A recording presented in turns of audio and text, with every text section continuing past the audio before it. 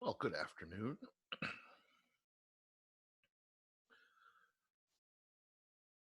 So, you all had a quiz yesterday, and that seemed to go, well, mixed. I do need to go through and look at the grades and see where I can throw some partial credit around. But overall, yeah, it was kind of mixed. But hopefully, the goal of it was to kind of give a sense of what's going to be, what you guys should expect to see. So hopefully that was successful from an information perspective.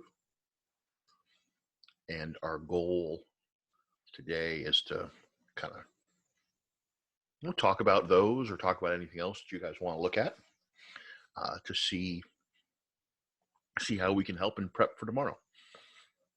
As I said, I will be going through and giving points where points are due, just, for little things like, oh, that's just a sign error and whatnot.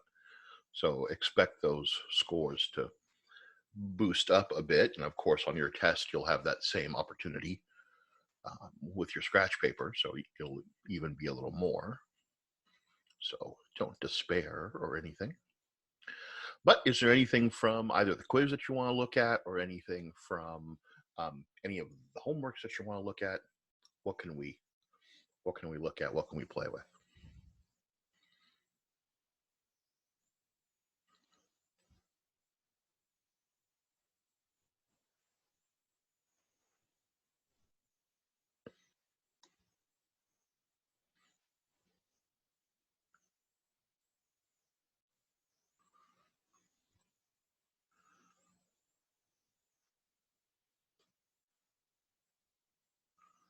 Oh, and Dominic, you asked, can you go in and see the answers? Yes, today, as soon as it's the next day, you can go in and see answers.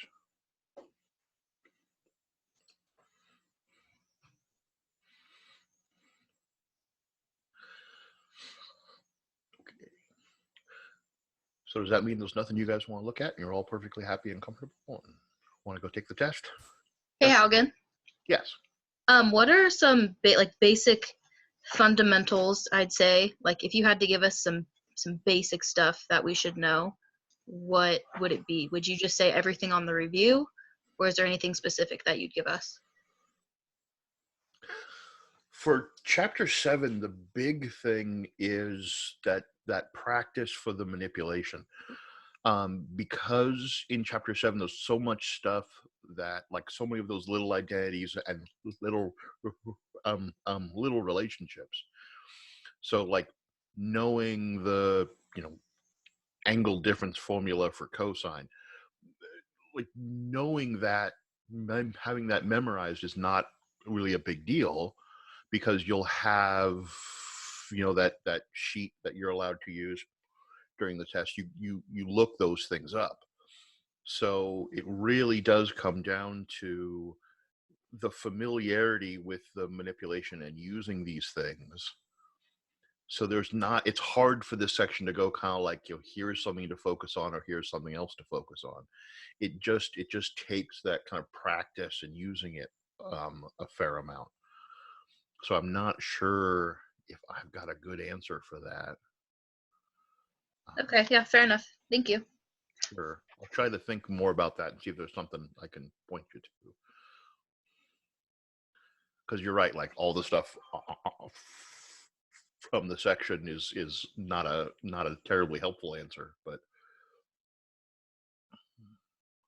this is one of those sections where a lot of it is just getting enough of that experience. How to find out what quadrant you're in when you get problems involving, sure. So let's say we've got, let's go with cosine. So let's say we have cosine of, let's do it this way. Cosine of x is equal to 3/4 in quadrant 4, and the sine of y is equal to 2/7, and that's in quadrant, let's say -2/7, and it's in quadrant 3. And we want to find, just to kind of broaden this question out, this is a type of question I was thinking, Natalie, that's a good fundamental type of question to be comfortable with. So we're going to use it. And let's say you wanted to find the cosine of x plus y. You wanted to find let's go with the tangent, because those are always a little bit icky, of 2y. And you want to find I'm going to go with cosine of x over 2. And just because the question was about half angle formulas, let's also look at the sine of y over 2.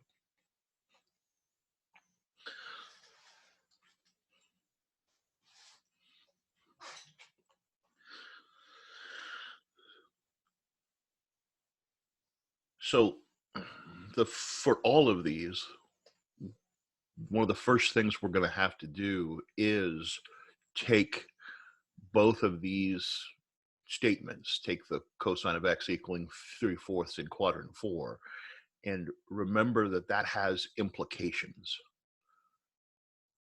If we know this is in quadrant 4 and know the cosine value, we can figure out the sine of x, the tangent of x, the cosecant of x. We can find any other trig function by knowing that combination of what one of the values are and what quadrant we're in. So the cosine of x equaling 3/4 means we know that's a 3 and that's a 4, and this value is going to be negative. The reason we have to know we're in quadrant 4 is because it tells us whether that other side is positive or negative. We can find the value by a little bit of Pythagorean theorem. So what is that? 16 minus 9 is 7, so the square root of 7. So negative square root of 7. And then if we wanted to know what the sine is, what the tangent is, what the cosecant is, we know the ratios, so we know the values, so we can find any of the ratios we want. For the sine of y, we know it's in quadrant 3. So since it's in quadrant 3, we know the -2 over 7, because that's what we're told by being told what the sine value is. But that adjacent side, because again it's in quadrant 3, we know it's got to be a negative length. And what is that? It's going to be 4 plus b squared equals 49. Or if you want before that, the -2 squared plus b squared equals 7 squared. So b squared is 45. So b is going to be plus or minus 3 square root of 5. So we're going to choose the -1 because that's the quadrant we're in. So -3 square root of 5.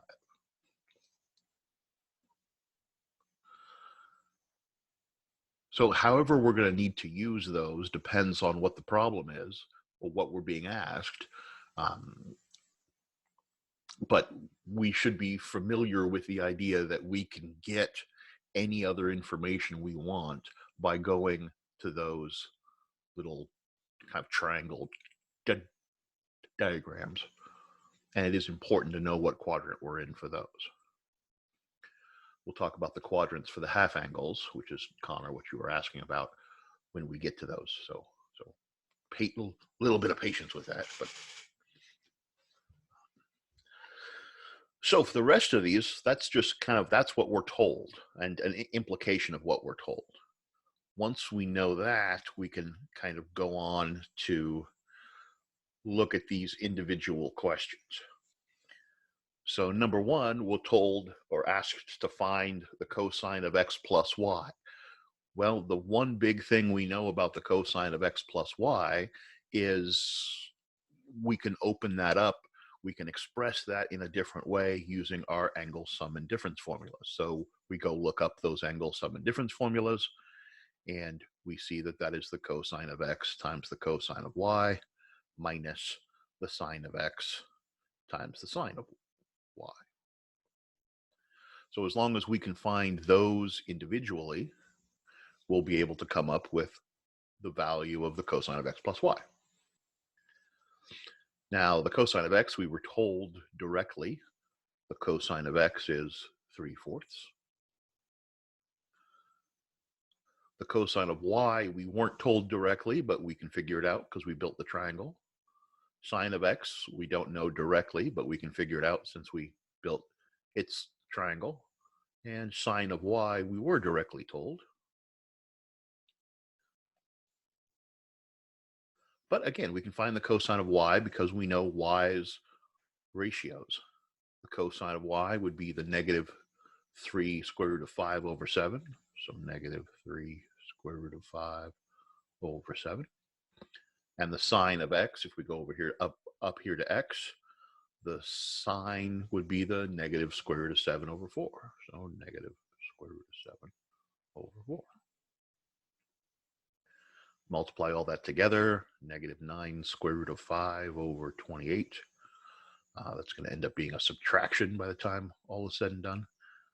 2 square root of 7 over 28. So how about negative 9 square root of 5 minus 2 square root of 7 over 28.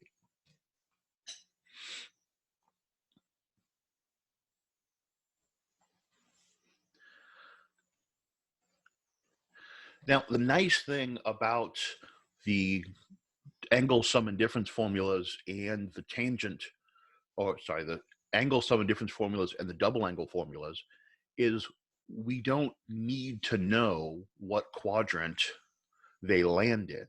So this angle that we're finding the cosine of here, this x plus y, well, it's whatever this angle is plus whatever that angle is to get some other angle, and where that other angle lands, where x plus y lands as an angle, we don't know.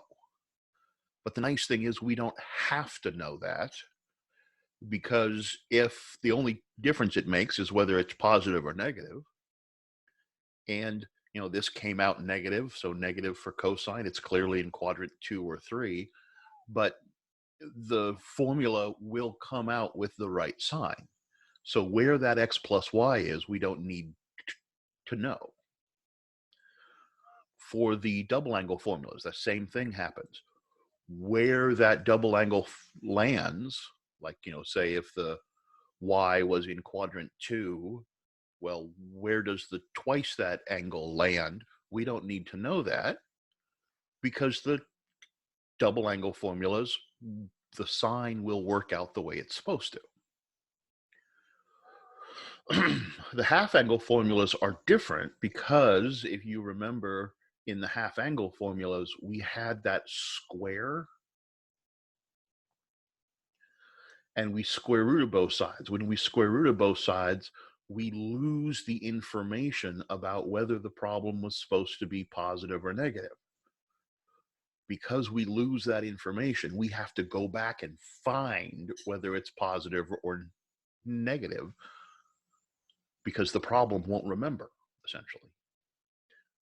So the nice thing about the double angle and angle sum and difference formulas is we don't have to care about the quadrant, but we do for those two. So we'll do that when we get there again. Double angle formula for tangent. Again, we go look up the double angle formula for tangent. What is the tangent of 2y equal to? We look it up and say, oh, it's equal to 2 tangent of y over 1 minus the tangent squared of y. Now, again, we weren't told what the tangent of y was directly, but we do know its triangle diagram. So the tangent of y would be the opposite over adjacent. So -2 over -3 square root of 5 over 1 minus -2 over -3 square root of 5 squared.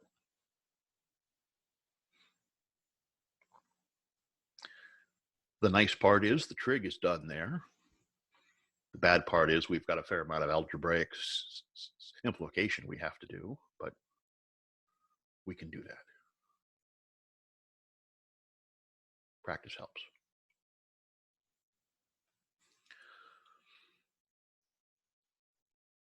So, gonna just simplify this. That 2 times the, well, can I cancel those 2 out? Make those positive. And then that turns into a nice 4 over 3 square root 5 over 1 minus, when we square this thing, we're going to get, what, a nice 4 over 9 times 5.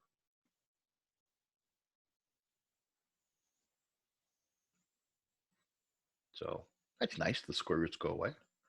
So 4 over 3 square root of 5 over 1 minus 4/45.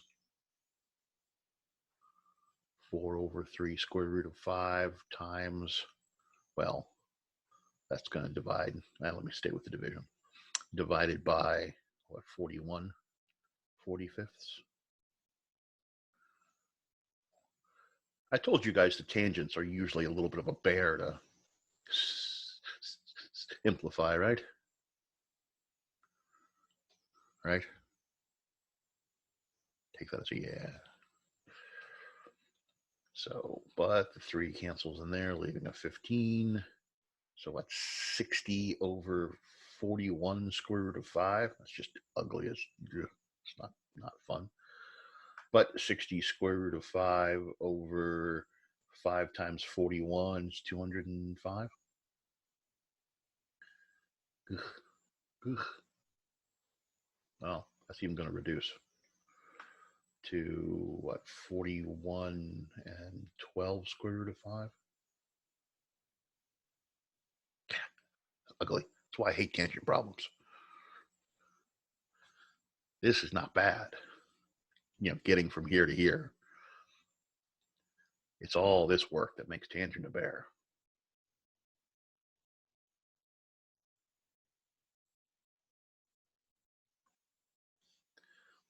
So I'm just going to put equals 12 square root of 5 over 41, and then erase that.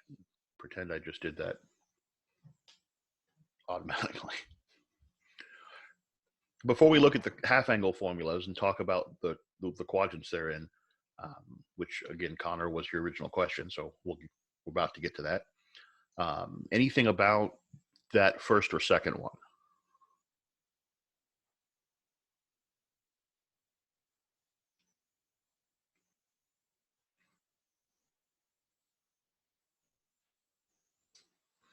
All right, so let's get that out of the way. Tangents do get ugly.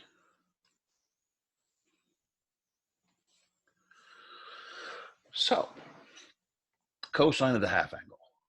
So just like these other two, what do we know about cosine of half of an angle? Well, we know that'll be positive or negative. We'll have to choose, and that's the important part here. We know it's going to be 1 plus the cosine of whatever angle was being halved all over 2. But we've got to figure out whether it's supposed to be positive or negative. And the only information that we have at our disposal for that is that the cosine of x equaled 3/4 in quadrant 4.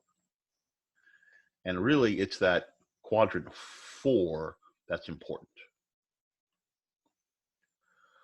And there's a couple different ways you can figure out what quadrant you're in. But I think the easiest is just to use the inequality. If you're in quadrant 4, that means x is between 2 pi and 3 pi over 2. That's the meaning of being in quadrant 4. So if we want to know where is half of that, if our goal is to find where x over 2 is, we're going to divide each part of this inequality by 2. That's a nice part about a compound inequality. You get to divide all 3 sections by the same value, or add the same value to all 3, or whatever. That means our x over 2 is between pi and 3 pi over 4. So that argument, x over 2, the thing we're trying to find the cosine of, is between 3 pi over 4 and pi. 3 pi over 4 to pi, that's all in quadrant 2. Specifically, the latter half of quadrant 2. But if it's in quadrant 2, the cosine of something in quadrant 2 is negative.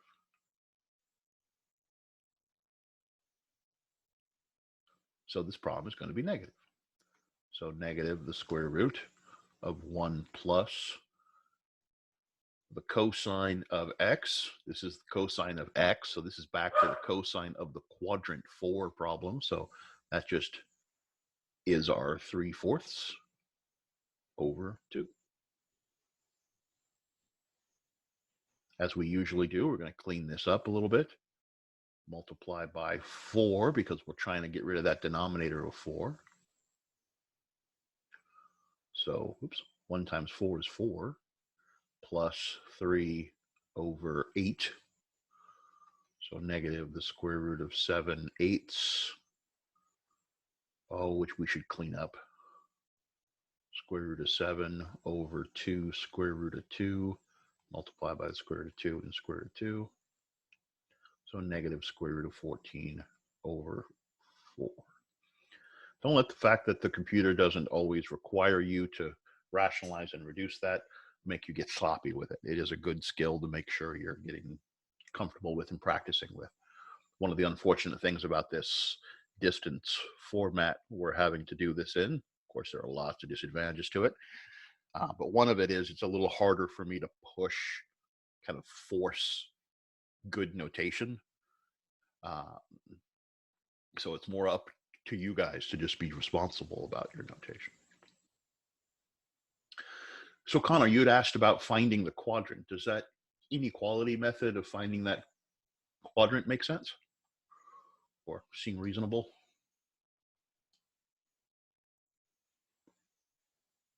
Okay. So we do the same thing for y here. So y was supposed to be in quadrant 3. Quadrant 3 is from 3 pi over 2, well, from pi to 3 pi over 2. What makes it negative? The fact that it's the half angle is in quadrant 2 is what makes it negative. So if we made a kind of an expanded diagram for x there, oops. So if we looked at angle x is somewhere in quadrant 4. So it's somewhere in here. We don't know where it is in there, but angle x is somewhere in there. So if we want to know where is angle x over 2, if we want to go angle x over 2, well, x over 2 is half the size of x. So if we looked in degrees, angle x would have to be between 270 degrees and 360 degrees. So half of that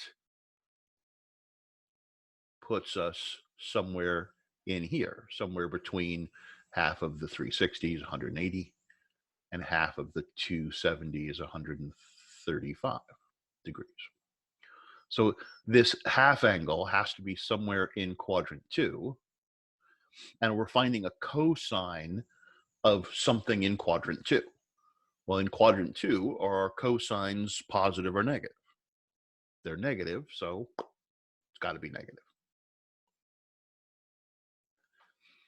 For this sine of y over 2, yeah, we know the y is in quadrant 3, so the y is somewhere in here. But where is half of it going to be? Well, if we divide each of those by 2, it's going to be somewhere between pi over 2. Sorry about the dog. He'll stop in a second. Somewhere between pi over 2 and 3 pi over 4. So that blue section, half of it is going to land in there. So this one's also in quadrant 2. Now, does being in quadrant 2 mean we're negative? Well, for cosine, it meant we were negative. For sine, the sine of something in quadrant 2, positive, I like that. The sine of something in quadrant 2 is positive, so that's going to be the positive. Square root of 1 minus, because it's the sine half angle formula, of the cosine of y over 2. So don't have to keep writing the positive, but we can if we want to reinforce it emotionally. 1 minus the cosine of y. Well, we weren't given the cosine of y directly, but again, our triangle allowed us to figure it out. What was the cosine of y? Negative 3 square root of 5 over 7? Negative 3 square root of 5 over 7 over 2. And then again, like the others, we'll simplify that. So 1 plus 3 square root of 5 over 7 over 2. What am I going to multiply by to clean that up? Good, Connor. 7. So times 7 times 7. Good old clearing fractions. So 7 plus 3 square root of 5 over 14. And I don't really feel the need to rationalize that more than that, just because it's already got a compound radical, and it's just, I'm not sure rationalizing that's going to make anybody's life better. Yeah, it's just going to be icky. If rationalizing makes it even ickier, leave it alone. It is nice to have rational denominators, but this isn't going to be pretty no matter what you do. So I'd leave it alone.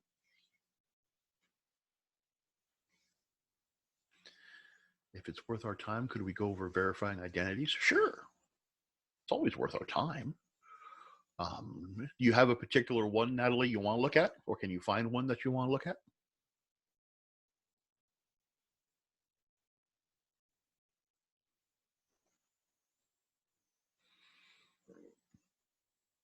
So let's look at. I guess an ugly one, just to make it harder. Well, I don't have an ugly one. I'd have to go find an ugly one. They're not problems I can make up off the, just real quick throw out, because they have to actually work,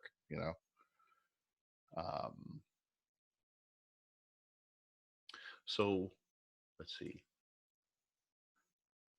Why don't we do it this way?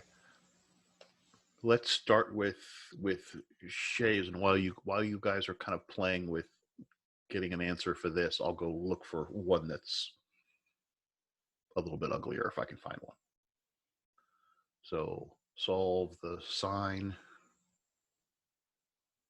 of that on 0 to 2 pi.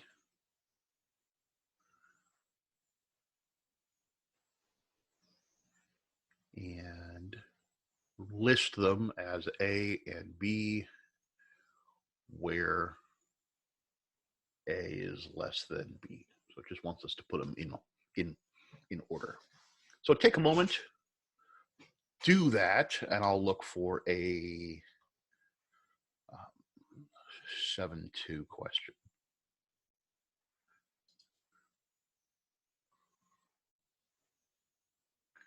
Fortunately, there aren't a lot of them.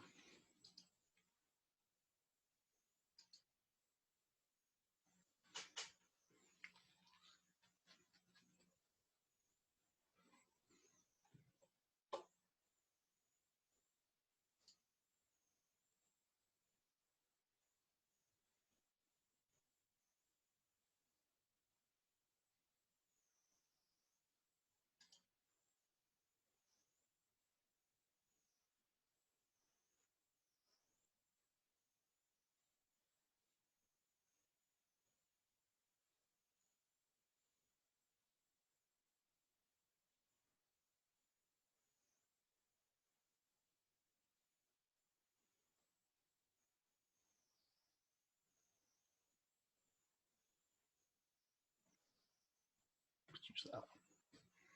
Did we look at that one? No, we have.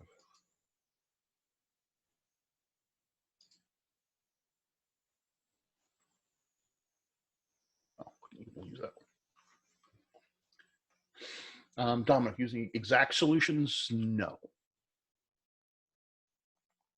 We'll round it to a couple of decimal places.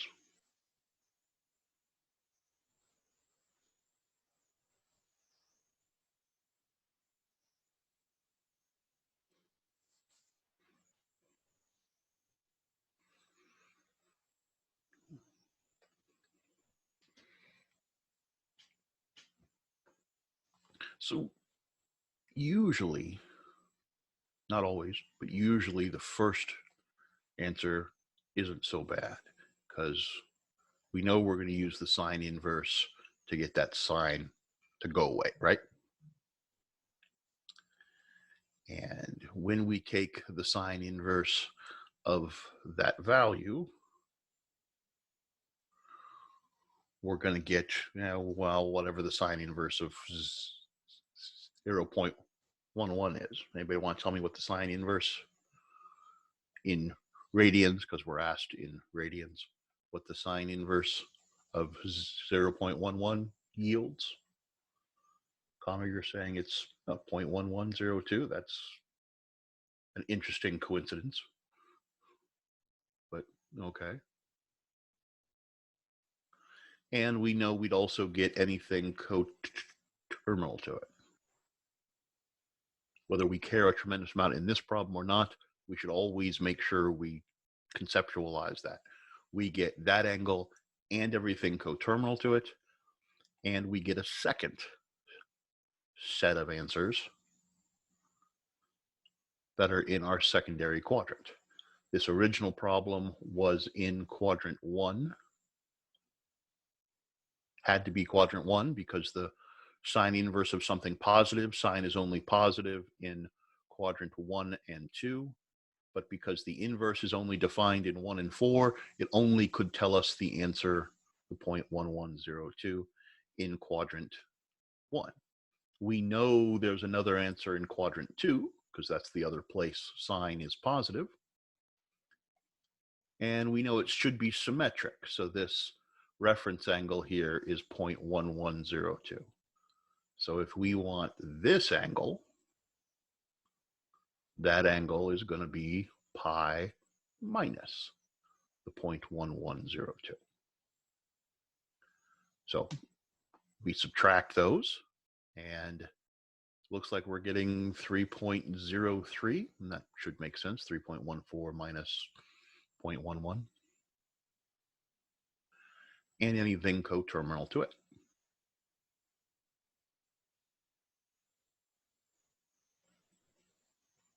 Shay, is that fair so far?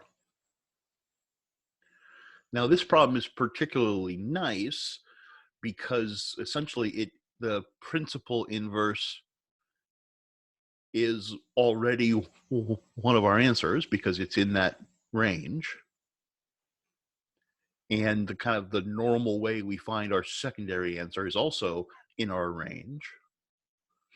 There's no compression factor, so we don't get a smaller period, so there aren't any additional answers. So those are just our solutions. Those are just our solutions.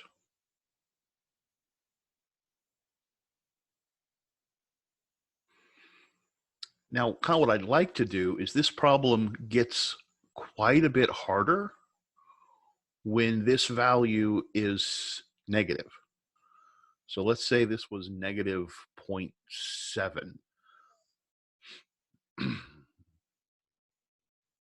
It looks like it's basically the same question. It is basically the same question. Excuse me. It is basically the same question, but it does throw in a bit of a wrench. So I'm going to leave that there as contrast. So what happens with the negative 0.7? We still start with that sine inverse of negative 0.7. And that's still going to give us a nice principal value, but it's going to be down in quadrant 4 because it's a negative ratio.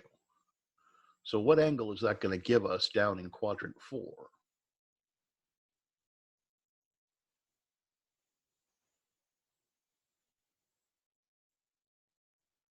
It's a sine inverse of negative 0.7.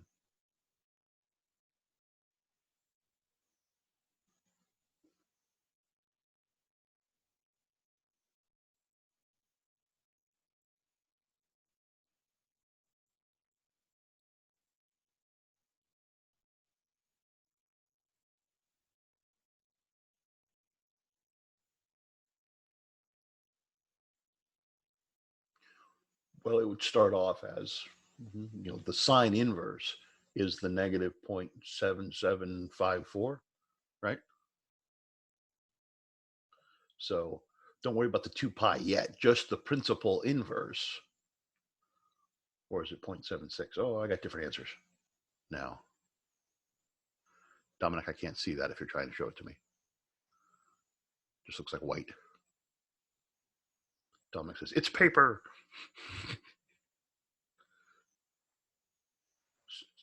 7756. Okay. Why are these coming out to be almost exactly like what we're putting in? That's funny. 7754. Okay. Haugen, why are you saying it's in the fourth quadrant again? Well, 2 reasons. One, once we find the inverse, this angle is a negative angle that's less than pi over 2, so it is in the fourth quadrant. But we knew it had to be because the sine is only negative in quadrants 3 and 4, but the sine inverse that we're using, sine inverse only works in quadrants 1 and the negative version of quadrant 4. So it being negative told us it had to be in a lower quadrant. The inverse, the only lower quadrant the inverse knows about is quadrant 4. So this answer had to land in quadrant 4. Thank you. Sure.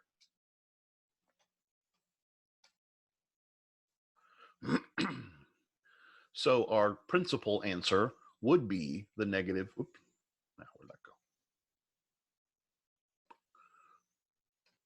Would be the negative 0.7754 and anything coterminal to it. Our secondary answer would land here, somewhere in quadrant 3, because again, the other place that it's negative would be quadrant 3, such that this reference angle is the same 0.7754.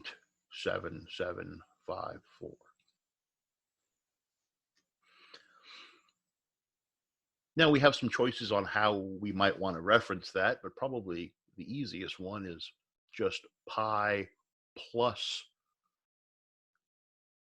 that. Well, actually the reference angle is positive because reference angles are always positive. So pi plus that 0.77. So tell me what pi plus 0.7754 is. It's 3.9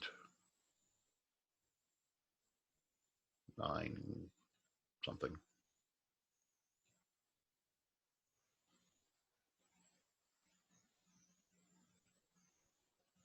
3.9 something.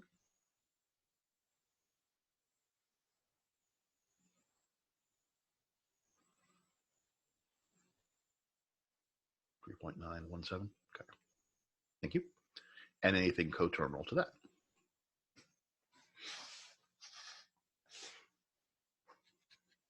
So in a lot of ways, it's a very similar answer. And frankly, you know, depending on how you want to look at this, you know, pink finding that second angle, up here we did pi minus the principal inverse minus the sine inverse of the 0.11. Down here, we really are also doing pi minus the sine inverse of the negative 0.7. It's just because that turned out to be negative, it's subtracting that negative 0.7754. So we're still doing pi minus that. It just turned into a plus because of the signs. Fair? So if you like, that's nice that the logics there match up. So this would be a fine general solution. The only problem is they asked for answers in this interval, right? So we can't give them that negative 0.7754. Connor, this goes back up to what you were saying. So we've got to use a k value. So, well, something coterminal to that, if k is equal to 1, then we get the negative 0.7754 plus 2 pi. And you can tell me what that is. 5 something probably. 5 point.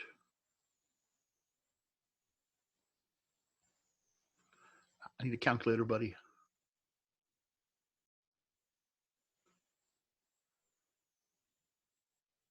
5.508. Cool. Thank you, fellas. 5.508.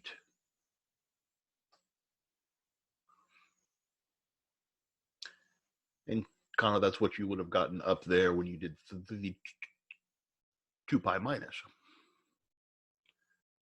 And there's nothing wrong with doing that, kind of looking at this and going, okay, I don't want that one. I don't want this angle. I want this angle, and doing that right off. Nothing wrong with doing that right away. Because we know it's not only this angle, but it's everything coterminal to it. So you kind of want to start with making it a coterminal. Great, do that. So that's one of our answers. That's the other one of our answers. And because it asked us to put them in order, we've got to put the 3.917 first and then the 5.508. So there is a little bit more fiddling with that we have to do when our angles are for sine in quadrants 3 and 4, for cosine when they're, well, cosine's always a little bit weird, but cosine especially when they're in quadrants 2 and 3, just because the signs sometimes don't line up with what we would like them to be.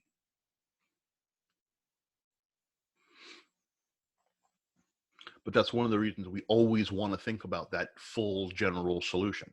We want to not, look at that principal inverse and go, well, I'm stuck with that number. That principal inverse is one of infinitely many coterminals. If it's not the one you want, add 2 pi, get a different one. Shay, does that help? Okay.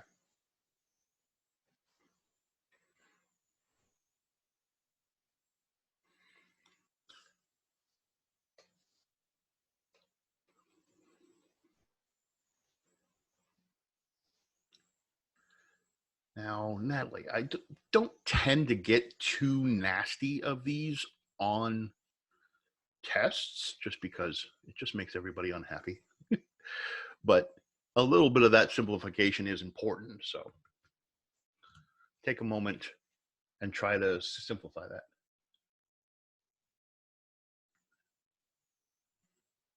So if the negative was pi, we'd still subtract it. So if the 0.77, if we were in quadrant 2, the 0.775, sorry, if if the cosine inverse were positive, then we'd be in quadrant 1, and our secondary answer would then be in quadrant 2. So we wouldn't be adding it to pi because we wouldn't be trying to get something in quadrant 3 anymore. We'd be trying to get something in quadrant 2. So we'd have pi minus that 0.7754.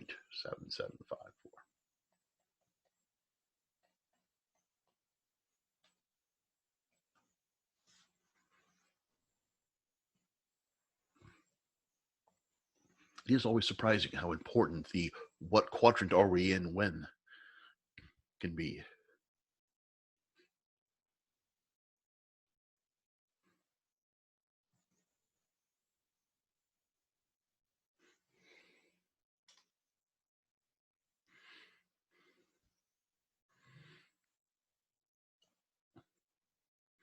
So Natalie, is this an okay of a simplification problem or verifying identities problem? Yeah, I think it should be okay. Okay.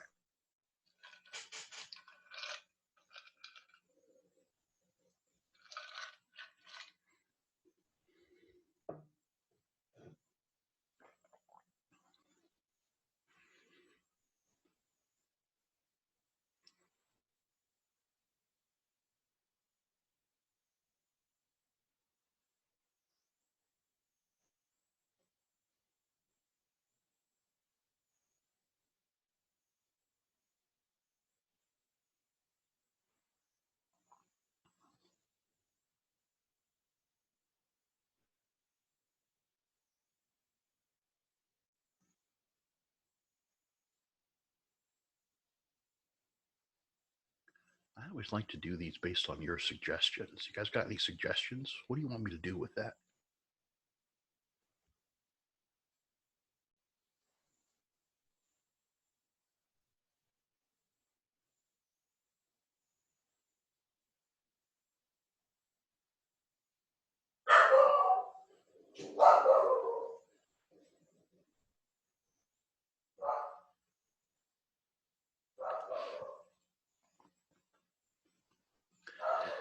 Yeah, that's, I often talk down that as a first step, mostly because you sometimes miss relationships.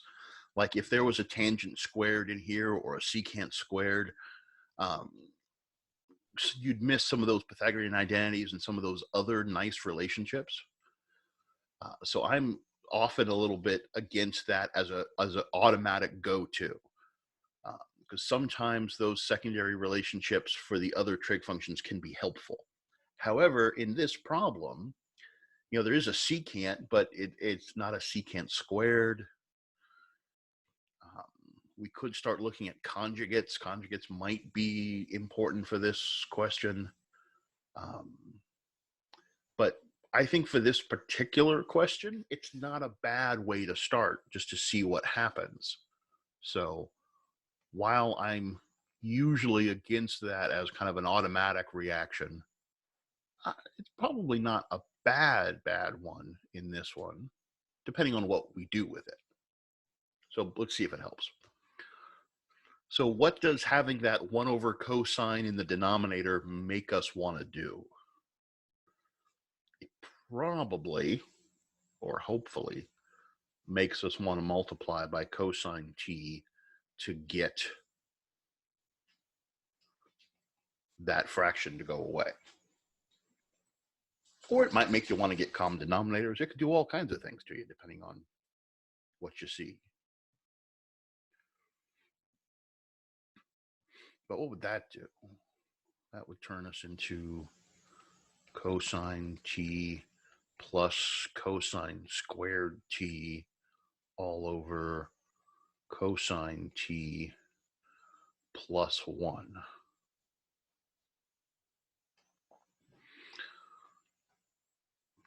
Okay. Maybe that was helpful. Maybe it wasn't helpful. Depends on what we do with it. These are important ones, by the way, to make sure your scratch paper shows like kind of what the manipulations you're doing are. It's really common on these to kind of like, okay, I didn't figure out how to make it exactly work. But if you've got good, legal, sensible manipulations, even if it didn't work out, that's worth bunches of points. So make sure this has a nice, clear section on your scratch paper. So any suggestions on what we might do next with that?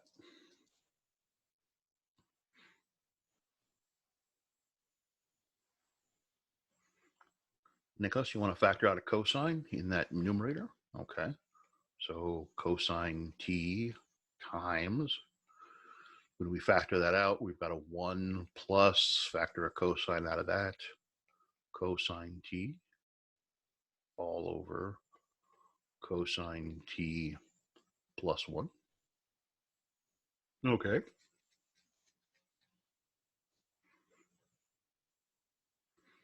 Then what do you want to do with that?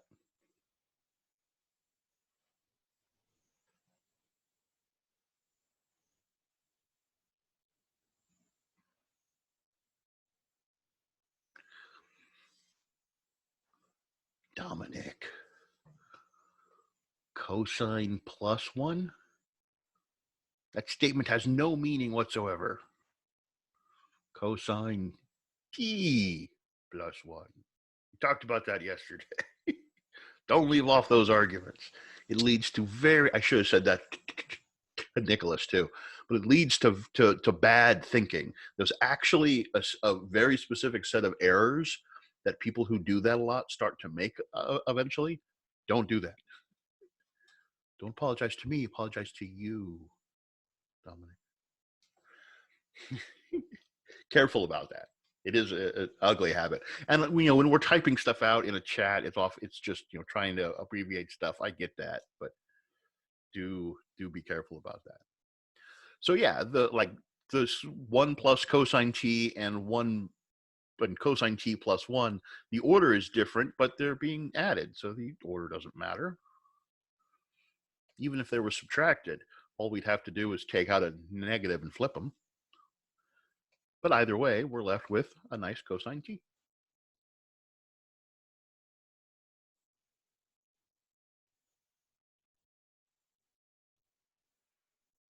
I would reiterate that we didn't really have to turn that into a 1 over cosine, as long as we recognize that cosine times secant is 1.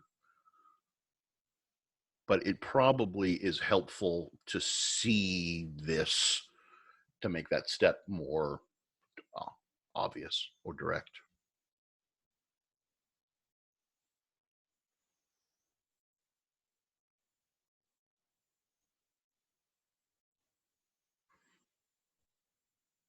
Natalie, that help? Yes, thank you. Sure.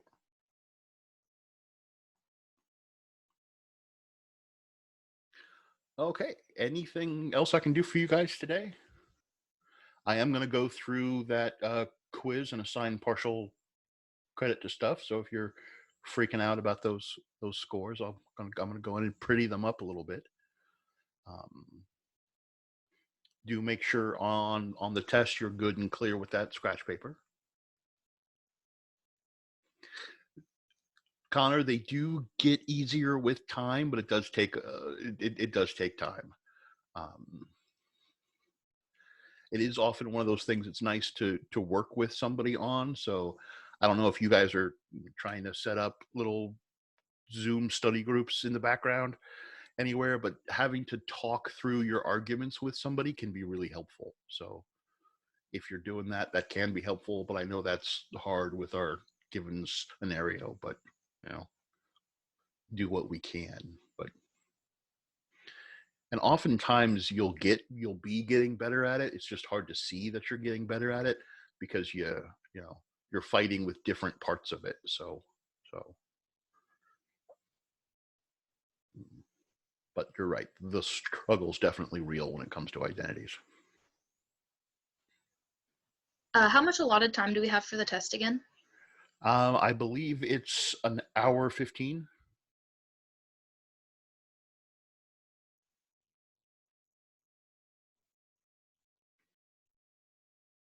And it'll be, between 10 and 12 questions. I have to check. I wrote a while ago. Like days, but my memory doesn't last that long anymore. I will tell you guys a secret. Chapter 7's the nasty chapter, if you hadn't realized that. Chapter 8, particularly 8.1 and 8.2 are lots of fun. They're not terribly tough. People really like them. They're very visual. They feel quite different than this chapter 7 stuff. This chapter 7 stuff is really nitty gritty manipulation. But the idea is, now that we know how to manipulate this stuff reasonably, chapter 8 is really about, well, what fun can we have with them? So chapter 8 does tend to be a nice end, because chapter 7 can be a bit of a grind.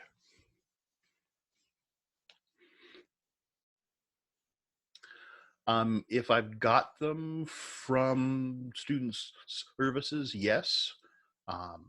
If it's not showing that, let me know and I can mess with that. Okay, cool. And I can actually just check that while we're here. Anything else for you guys? Yes. Yes, I have yours set up.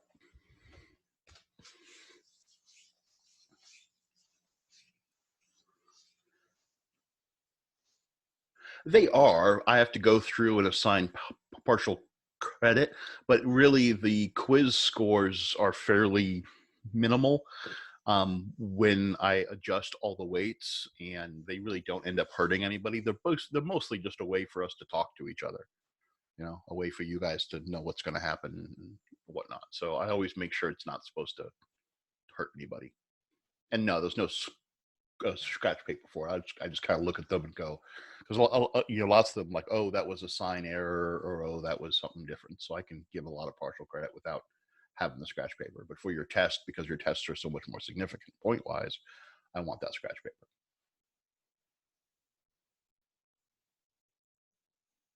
Well, and don't like wait until you see what the partial credit looks like. A lot of people's, I've only had a chance to look over a couple, but a lot of people's score changes dramatically once I go through it and kind of look at it.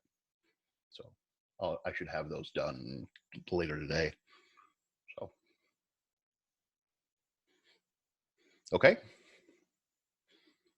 Anything that comes up, let me know if I can help you with anything. And you guys have a wonderful day, and you're very welcome.